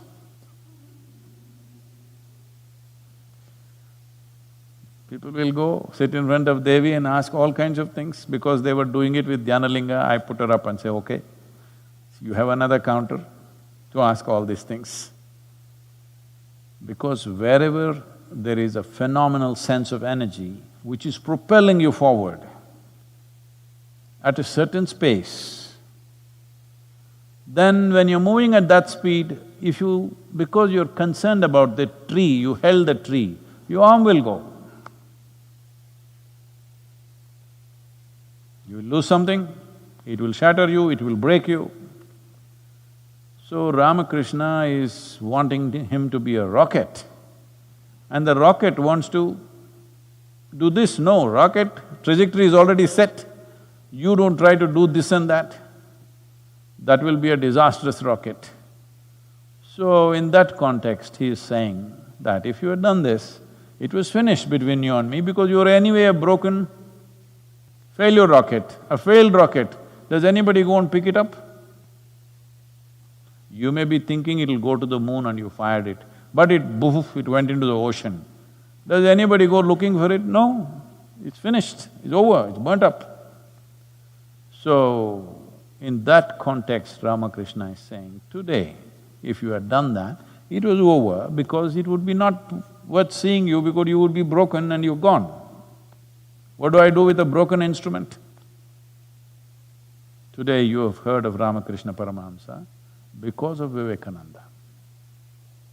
If that instrument was broken on that day, well, Ramakrishna's offering to the world would have gone completely waste. Well, I'm glad you didn't pick up Krishna, because Krishna said, when Arjuna said, I don't want to kill all these people, 100,000 men they're talking about. Krishna said, you must kill them, then you will realize. That is even a worse example, but that's the way it is, because when you seek ultimate nature, when you seek the source of your existence, small things, arrangements in your existence doesn't mean anything. If it means something, you do something to somebody, not because it means something to me. Let me tell you this, today is Guru Purnima, I'll tell you, don't tell anybody, okay? Whatever I'm doing, serving food to people who are starving, free education that's going on to thousands of children, so health support, the health initiatives that are going on for people who are deprived of that, and planting trees, Kaveri, all this I'm doing because it means a lot to them, not because it means anything to me. If I close my eyes, I'm done with the world, with everybody. I'm talking not just about you or somebody, everybody, that means everybody. If I close my eyes, they're all gone, they're dead. But I do these things because it means so much to them. Without fulfilling those things, they will never even aspire for anything bigger. Right now somebody is hungry, are you going to talk to him about enlightenment? That'll be cruel. So we feed him, not because I get some great satisfaction in feeding him, no. I've always been saying, I have no satisfaction in anything that I do, including spiritual work. Whenever people ask me, Sadhguru, you must be having so much fulfillment seeing all these people joyful, blissful. What is my problem? They're joyful, blissful, miserable, what's my problem? I have no problem. Because they have a problem, I reach out.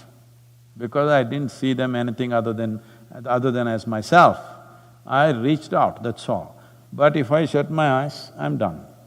I'm done with the world, I'm done with everybody and everything. Oh, so much work has happened, people are saying, how will you… who will carry your legacy, Sadhguru? Who will you appoint next? Nobody. If they're interested, they'll carry it on. If they don't think it's valuable, they'll drop it. It's up to them. I leave it to them. If they have not seen the value, if people have not seen the value of what's being done, let them drop it and convert this into a hospital or a school or something. Because that is how most spiritual organizations end up.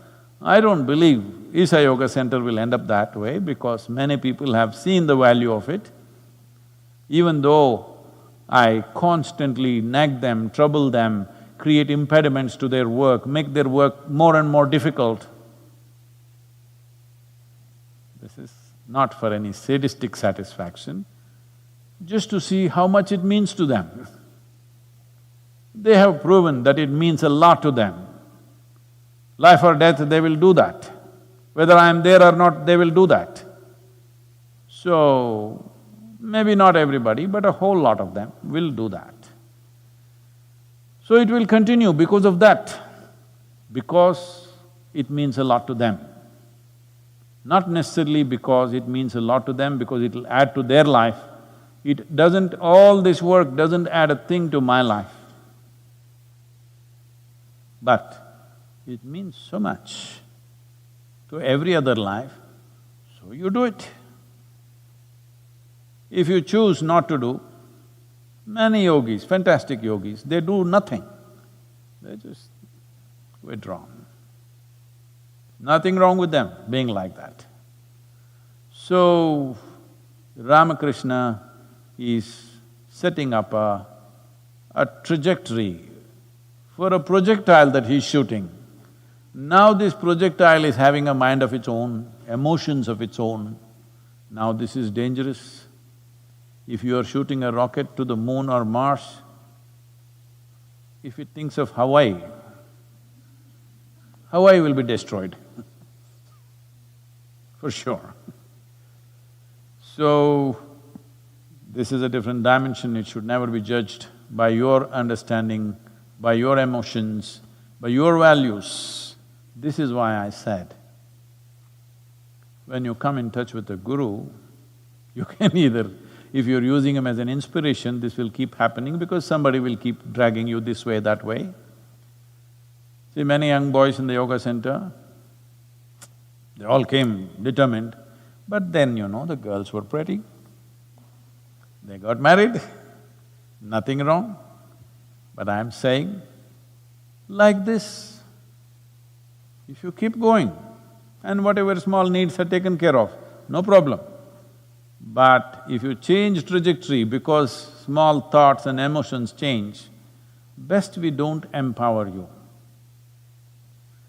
So as I said, I'm not yet in the sunset stage, I will become far more colorful as I go, watch it. But right now, heading that way, it's 4 o'clock in the evening right now, in terms of the day for me. So it is summertime, summer is here, sun is setting at almost 8:45, 9 o'clock in the night, so there's still hours left. But when it's 4 o'clock in the evening, the intensity of the sun is not like noontime. It's becoming prettier, actually, it's becoming nicer. But at the same time, it becomes selective. See, when the sun is up at 12 o'clock, it shines on everybody, because it's up there. 4 o'clock, unless you stick your neck out, it won't shine on you. That's where it's going right now. So, you must decide whether I am an inspiration for you or I am a… what? Friend, philosopher, guide for you Or I am a doorway for you that you got stuck in, or I am a destination for you, or I have become your dharma. Time to decide, because this is not noon time where sun shines on everybody. You need to stick out for it to shine on you.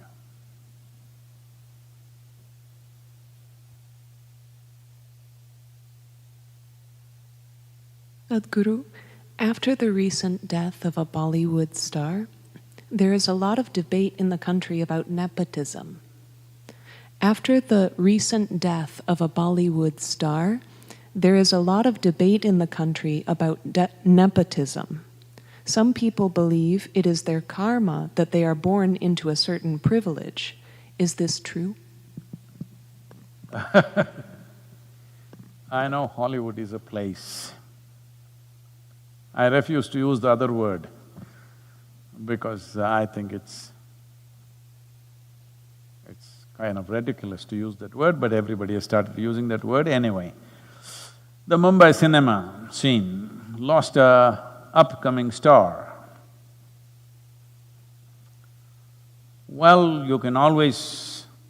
and he committed suicide, must be just over 30 years of age, I think, I'm not sure, I've only seen him now after his death, otherwise I had not heard or seen of him because I know very little about Indian cinema, I should say.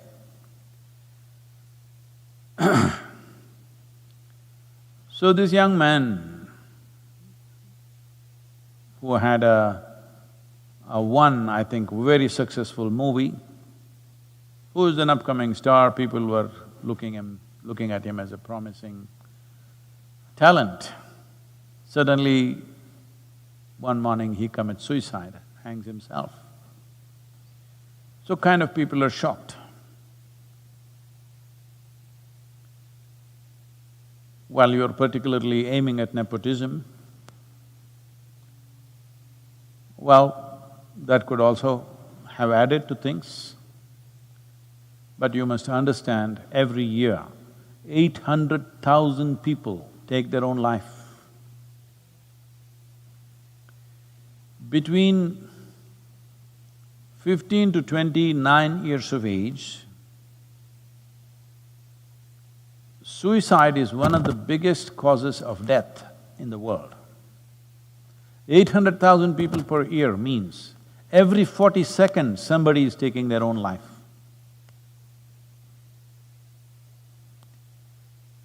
Why so many people want to take their own life? Because in terms of food, world is better organized than ever before. Very few nations in the world still suffer from starvation. All other places, 30% of the world's population is obese, that means definitely there is no starvation. But certain part of the world, another 30% maybe, or another 20% in the world, unfortunately, are malnourished, a small number is towards starvation. In many ways, compared to any time in the history of humanity, our food is better organized. So that's not the reason for death, that people could not find food and they died. No, they're killing themselves, healthy people, well-to-do people are killing themselves. Why would any individual want to take their own life? You do one thing, go outside, find an ant. See, you try to trap him, try to act like you want to harm him. He will do everything possible to save his life, because that is the nature of life. An ant does not think, I'm just an ant, a worthless little ant, what is there if I die? That thought never occurs to him, because he is programmed by nature that life is the most significant dimension that's happening to him. Other aspects of his life, whether they're happening or not, we do not know. But he clearly knows the most fundamental and significant element of his life is life itself. Every creature in this world understands that. Only a human being somehow can defeat this. When your survival is in question, you also understand that. But when survival is not in question, then your psychological realities become bigger than your existential reality. Because of this, if it's wrong kind of thought process and emotions start happening, you will start moving in this direction. Well, there's a whole lot of people who constantly hitting me because I said, whether you are well or ill, physically and mentally, is your choice. Well, sometimes you may get infected with something, infections and things that come from outside are different. But things that you generate from within is entirely your choice. You may not know how you're making the wrong choices, but knowingly or unknowingly you're making the wrong choices because all chronic sufferings that you have, physical or mental, is generated from within. Maybe it is so strongly generated, sometimes you feel helpless about it. True, I agree with that. But at the same time, how much intensity of problem do you suffer and how you suffer is definitely controllable from within. A whole lot of people go into depressed modes at various times in their lives when things don't happen the way they think it should happen. If two things today do not happen the way you want them to happen, by today evening you may be somewhat depressed. In the evening, you may sit there and talk yourself out of it, or maybe you sit with your friend and they talk you out of it, sit with a loved one and they talked you out of it, or you slept over it and tomorrow morning you are out of it. This is happening to a whole lot of people. But some people go into that and they are not able to come out. The slope was too steep, they could not climb up that evening or next day, they lasted for 3 days or 5 days and then they sought professional help. If you seek professional help also, in the initial stages, they're only trying to talk you out of it. You can call it a therapy, you can call it whatever. Essentially, they are trying to talk you out of it. Maybe they're professionally trained to do that, but your loved one or your friend may do it in their own way, or you might do it in your own way. So I'm saying, if you have slid into a depressed state, you can be talked out of it. If somebody can talk you out of it, you can also talk yourself out of it. You must understand, staying sane is hard work. Because going crazy is so easy.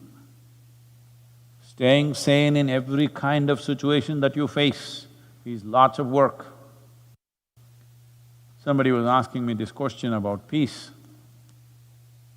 Peace is not a flower that blossoms within you. You have to enforce it.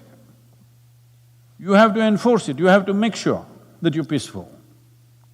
Otherwise, when things that you don't like happen around you, if you're exposed to the world as I'm exposed, 90% of the time, things that you don't like are happening all over the damn place. So to lose your peace is very, very easy unless you learn how to enforce it. That means you've taken the faculties that you have into your hands. If your faculties of thought and emotion was in your hands, you would not go into depression.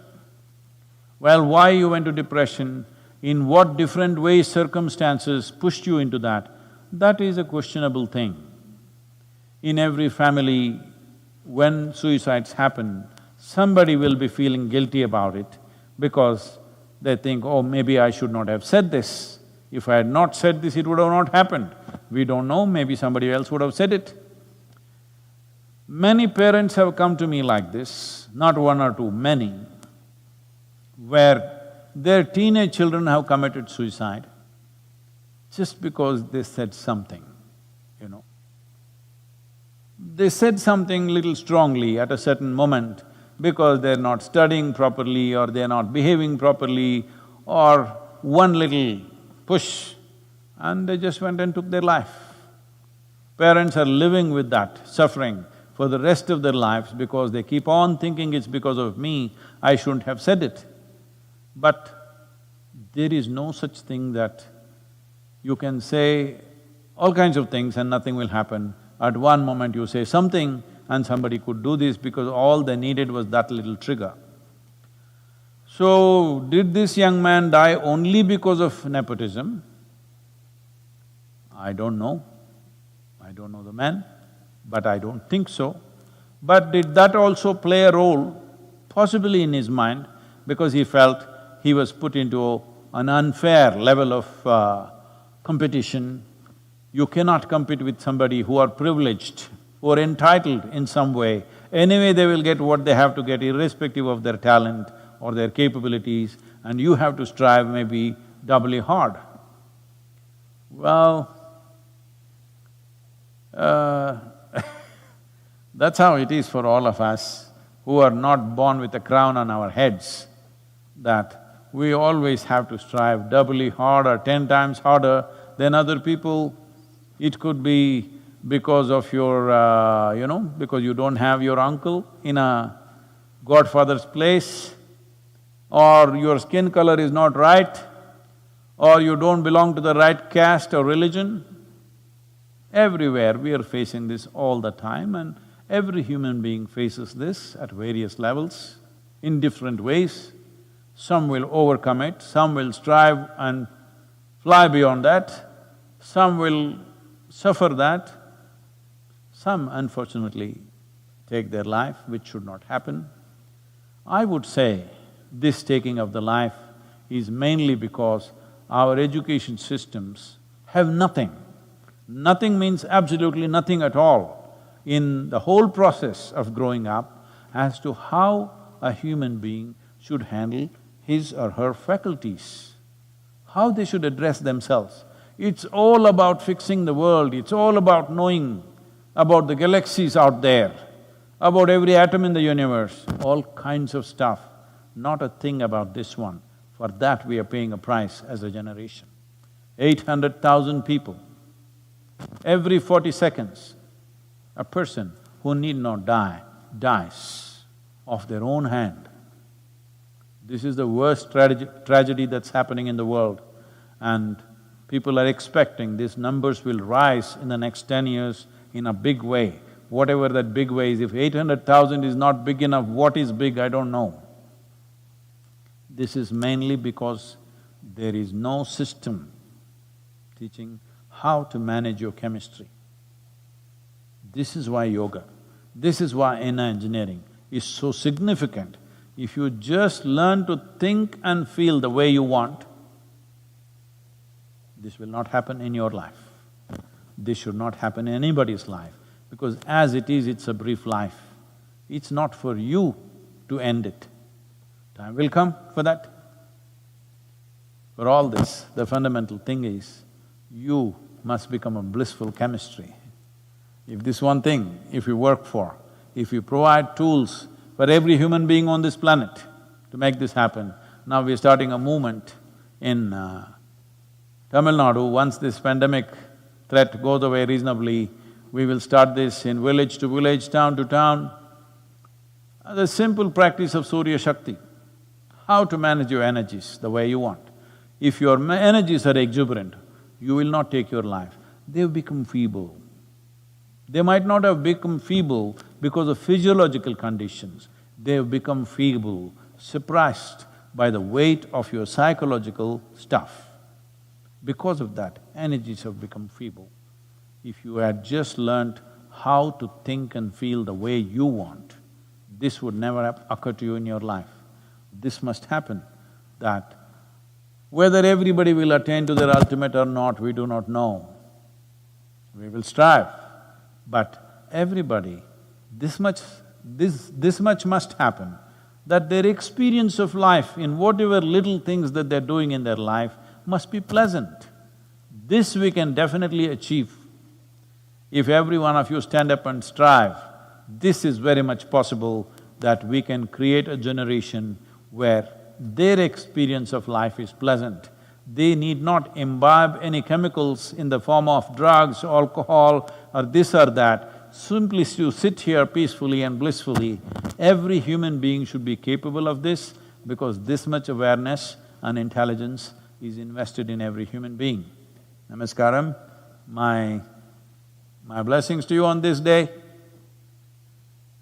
Depending upon how willing you are, I am available to you. It's 4 o'clock anyway.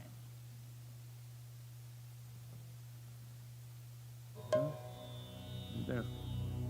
Sound sufficient? Say this after me.